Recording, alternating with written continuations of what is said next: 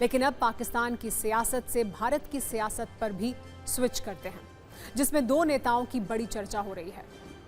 पहला नाम असदुद्दीन ओवैसी का है, जो बिहार के दौरे पर है। मुस्लिम वोटों पर उनकी नजर है और आरजेडी इस दौर से काफी दुखी है। दूसरा नाम आजम खान का है। लखनऊ में समाजवादी पार्टी के दफ्तर के बाहर आजम खान के पोस्टर लग गए हैं और अखिलेश यादव उनसे मिलने वाले हैं। तारीख तय कर दी गई है। पहले ऑल इंडिया मजलिस इत्तेहादुल मुस्लिमीन यानी AIMIM के राष्ट्रीय अध्यक्ष असदुद्दीन ओवैसी की बात करते हैं, जो आजकल काफी फायर हैं। उनकी राजनीतिक आग में कहीं महागठबंधन के वोट जल ना जाएं, इस पर काफी बात भी हो रही है। असदुद्दीन ओवैसी 4 दिनों की सीमांचल की यात्रा पर हैं। यहाँ के मुस्लिम बाहुल सीटों पर उनकी नजर है। वो अपनी सभाओं में तेजस्वी यादव पर तीखा हमला करते हैं और आरोप लगाते हैं कि वो खुद को CM बनाना चाहते हैं, लेकिन सीमांचल के नौजवानों को नेता बनने नहीं देना चाहते।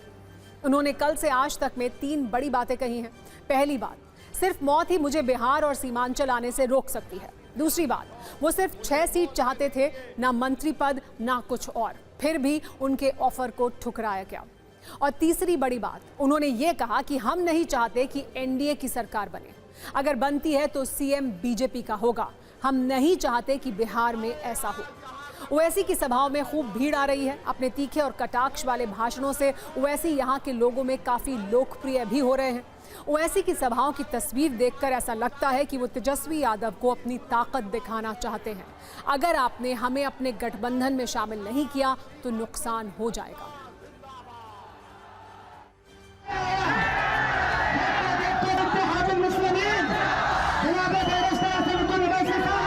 हम गैरों की चौखट पर जाकर भीख नहीं मांगेंगे।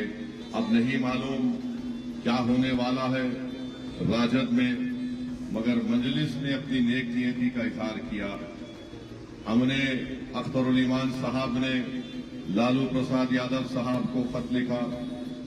उसके बाद तेजस्वी यादव ने कहा कि मुझे नहीं मिला। मेरे भाई, अगर घर में बाप जिंदा होता है तो बाप की मौजूदगी में जब बड़ों के सामने कोई बात रखी जाती है तो छोटों को हक नहीं पहुंचता कि वो कहे कि आपने अब्बा को कहा, मुझे नहीं कहा। भारत में लोकतंत्र है। लोकतंत्र में जब तेजस्वी मुख्यमंत्री बनने का ख्वाब देख सकता है तो क्या एक किशनगंज कोचा दामन से नौजवान खड़े होकर नहीं कह सकता कि मैं नेता बनूंगा?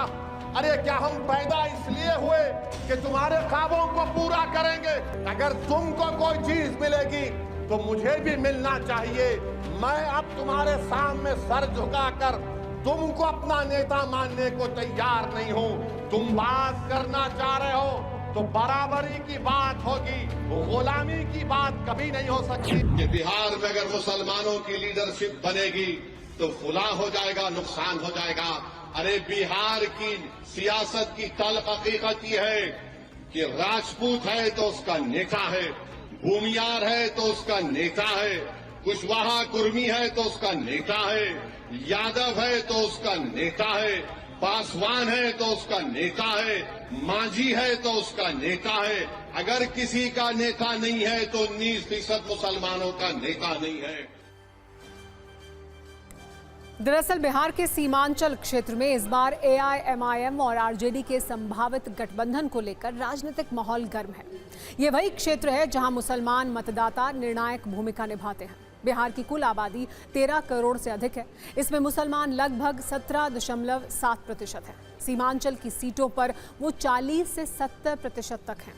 ऐसे में ये सीटें RJD के लिए जीत की गारंटी कही जा रही थी, लेकिन 2020 में ओवैसी की एंट्री ने यहां RJD का सारा खेल खराब कर दिया है। जानकारों का कहना है कि NDA हिंदुओं के अल्पसंख्यक वोटों को एकजुट करके बाजी मारने की कोशिश में है।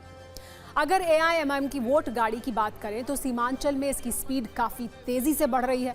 AIMIM ने बिहार में 2015 में चुनावी कदम रखा था। 2019 के लोकसभा चुनाव में पार्टी के प्रदेश अध्यक्ष और विधायक अख्तरुल ईमान ने लगभग 3 लाख वोट हासिल किए थे। वो तीसरे स्थान पर रहे थे, लेकिन 2019 के किशनगंज विधानसभा उपचुनाव में AIMIM को जीत मिली। इस परिणाम ने सभी को चौंका दिया। 2020 में AIMIM ने सीमांचल की 5 विधानसभा सीटें जीतकर RJD को बड़ा झटका दिया।